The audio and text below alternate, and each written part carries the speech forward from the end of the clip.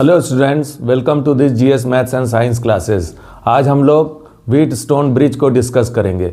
देखिए, Wheatstone bridge में एक पैरेललोग्राम के चार साइड्स के अक्रॉस चार रेजिस्टेंस को कनेक्ट किया जाता है तथा उसके एक डायगोनल के अक्रॉस एक सेल या बैटरी और साथ में एक की और को कनेक्ट करते हैं तथा दूसरे डायगोनल के अक्रॉस एक गैल्वेनोमीटर और एक दूसरी की को कनेक्ट करते हैं।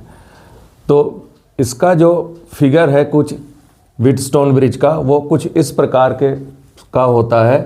देखिए, ए बी सी डी एक पैरेललोग्राम है जिसके साइड ए बी के अक्रॉस रेजिस्टेंस P है और साइड बी सी के अक्रॉस है रेजिस्टेंस Q और साइड ए डी के अक्रॉस है रेजिस्टेंस R और साइड डी सी के अक्रॉस है रेजिस्टेंस S। डायगोनल ए सी के अक्रॉस जो है एक बैटरी है और साथ में एक की K1 को कनेक्ट किया गया है और डायगोनल बी डी के अक्रॉस एक गैल्वेनोमीटर G और साथ में एक की K2 को कनेक्ट किया गया है। अब अगर इस चार रेजिस्टेंस में से तीन रेजिस्टेंस P, Q, R जो है ये नोन रेजिस्टेंस है तथा जो फोर्थ रेजिस्टेंस S है ये अननोन रेजिस्टेंस है, तो इस अननोन रेजिस्टेंस की वैल्यू को इस व्हीटस्टोन ब्रिज को बैलेंस करके हम फाइंड कर सकते हैं। यहाँ बैलेंस का मतलब ये है कि अगर दोनों की K1 और K2 को अगर हम प्रेस करें और गैल्वेनोमीटर में से कोई भी करंट फ्लो ना हो तो ऐसी सिचुएशन में व्हीटस्टोन ब्रिज जो है वो बैलेंस कहलाएगा। यानी बैलेंसिंग पोजीशन में गैल्वेनोमीटर के थ्रू कोई भी करंट फ्लो नहीं करता है। अब सपोज करिए कि at balancing position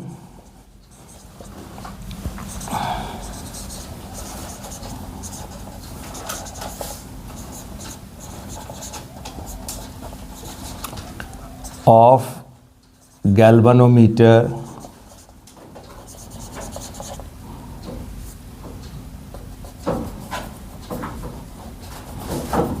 Wheatstone bridge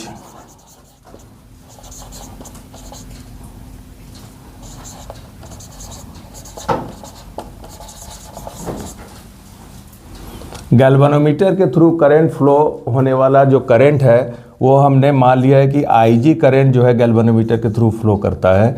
तो बैलेंसिंग पोजीशन में ये IG की जो वैल्यू होगी वो 0 के बराबर होगी। और इस सिचुएशन में क्या होगा कि P और Q का जो रेशियो होगा वो R और S के रेशियो के इक्वल होगा, यानी कि P upon Q is equals to R upon S। अब अगर हमें P, Q और R की वैल्यू मालूम है तो S की वैल्यू को इस रिलेशन से हम फाइंड कर सकते हैं। तो इसको प्रूफ करने के लिए सब पहले हम क्या करते हैं कि पहले की K1 को हम प्रेस करते हैं।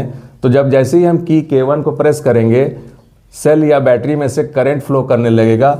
मान लीजिए कि मेन करंट I है, ये I जब आगे की ओर बढ़ के पॉइंट A पर पहुंचेगा तो यहाँ पर इसके ये 2 पार्ट्स में डिवाइड हो जाएगा। एक पार्ट है I1 और दूसरा पार्ट I2। I1 जो है रेजिस्टेंस P से होकर के आगे की ओर बढ़ेगा और B पर पहुंचेगा और I2 जो है रेजिस्टेंस R में से आगे बढ़ते हुए D पर पहुंचेगा। अब I1 जो है जब जैसे ही B पर पहुंचेगा फिर ये 2 पार्ट्स में डिवाइड हो जाएगा। एक पार्ट हो जाएगा IG करंट जो कि गैल्वेनोमीटर के थ्रू फ्लो करेगा और दूसरा पार्ट जो है वो रेजिस्टेंस Q के थ्रू फ्लो करेगा और इसकी जो वैल्यू होगी वो होगी I1 माइनस IG। अब पॉइंट D पर गैल्वेनोमीटर से फ्लो करने वाला करंट IG पहुंचेगा और R से फ्लो करने वाला करंट I2 पहुंचेगा और D पर ये दोनों कंबाइन हो जाएंगे और कंबाइन होकर के रेजिस्टेंस S के थ्रू जो करंट फ्लो करेगा वो हो जाएगा I2 प्लस IG।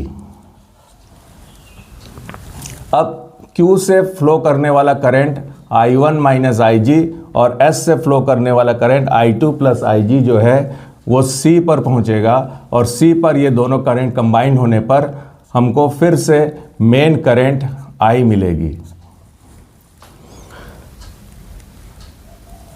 अब अगर गैल्वेनोमीटर P, Q और R को अगर हम एडजस्ट करें, इस तरीके से एडजस्ट करें कि Ig की वैल्यू अगर 0 हो जाए, तो ऐसी सिचुएशन में हमारा व्हीटस्टोन ब्रिज जो है वो बैलेंस हो जाएगा। अब इस P/Q is equals to R/S को अगर हमें प्रूफ करना है तो हम इसको किरचॉफ्स लॉ की मदद से हम इसको प्रूफ कर सकते हैं। तो यहाँ पर देखिए दो लूप है A, B, D और A, और सेकेंड लूप है B, C, D, B। तो दोनों लूप में हम किरचॉफ्स लॉ को अगर अप्लाई करें तो in loop A, B, D, A अगर हम क्लॉकवाइज इसमें मूव करते हैं तो according to Kirchhoff's law I1 into P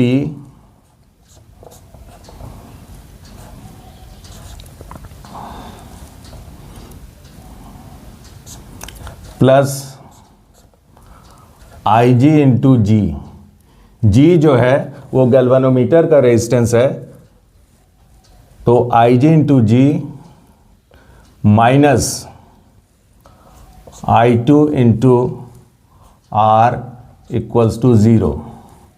चूँकि इस लूप में A, B, D, A loop में कोई भी सेल या बैटरी नहीं है, इसलिए इक्वेशन के राइट साइड में 0 होगा। हमने इसको इक्वेशन 1 मान लिया है। और इसी तरीके से लूप 2 में जो कि B, C, D, B है, तो इसमें भी अगर हम किरचॉफ्स लॉ अप्लाई करें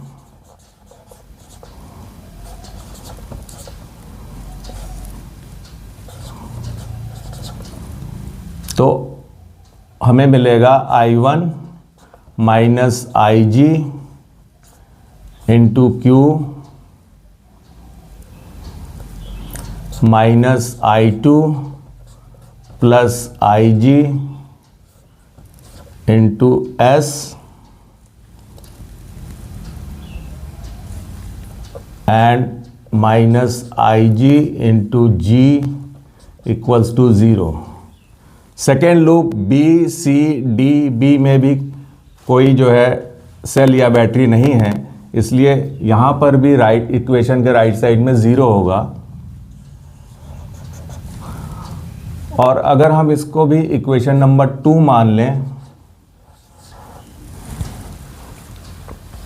तो हमें इस तरीके का इक्वेशन मिलेगा। अब at balancing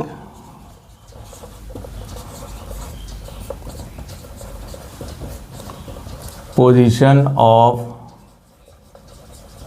wheat stone bridge, जब व्हीट स्टोन ब्रिज बैलेंस हो जाएगा, यानी कि P, Q और R इनको हम इस तरीके से एडजस्ट करते हैं कि गैल्वेनोमीटर के थ्रू जो करंट Ig है उसकी वैल्यू 0 हो जाए। तो at balancing position of Wheatstone bridge Ig equals to 0। तो Ig इक्वल्स टू 0 अगर हम इन दोनों इक्वेशन में पुट करते हैं तो इक्वेशन 1 से हमको मिलेगा I1P minus I2R equals to 0 और I1P इक्वल्स टू I2R। इसको हमने इक्वेशन नंबर 3 मान लिया है। और Ig इक्वल्स टू 0 अगर हम इक्वेशन नंबर 2 में सब्स्टिट्यूट करें तो हमको मिलेगा I1Q minus I2S equals to 0 और I1Q is equals to I2S इसको हमने इक्वेशन नंबर 4 मान लिया है। अब इक्वेशन नंबर 3 को अगर इक्वेशन नंबर 4 से डिवाइड कर दें तो हमको मिलेगा I1P upon I1Q is equals to I2R upon I2S। ये I1 से कैंसिल आउट हो जाएगा, I2 से कैंसिल आउट हो जाएगा और हमको मिल जाएगा P/Q is equals to R/S। तो ये हमको इस तरीके से हम इस बैलेंसिंग कंडीशन को प्रूफ कर सकते हैं। अब इसमें से अगर P, Q और R ये 3 रेजिस्टेंस हमको अगर मालूम है तो हम फोर्थ रेजिस्टेंस जो कि अननोन रेजिस्टेंस S है उसको हम यहाँ से फाइंड आउट कर सकते हैं और अननोन रेजिस्टेंस की जो वैल्यू होगी वो S equals to QR upon P के बराबर होगा। तो इस तरीके से हम व्हीटस्टोन ब्रिज की मदद से किसी भी अननोन रेजिस्टेंस की वैल्यू को इस फॉर्मूले से हम फाइंड आउट कर सकते हैं। इसके अलावा हम टेम्परेचर और प्रेशर को भी व्हीटस्टोन ब्रिज की मदद से हम फाइंड कर सकते हैं। इसको किस तरीके से फाइंड किया जाता है ये हम अपने अगले वीडियो में डिस्कस करेंगे। तब तक के लिए थैंक यू।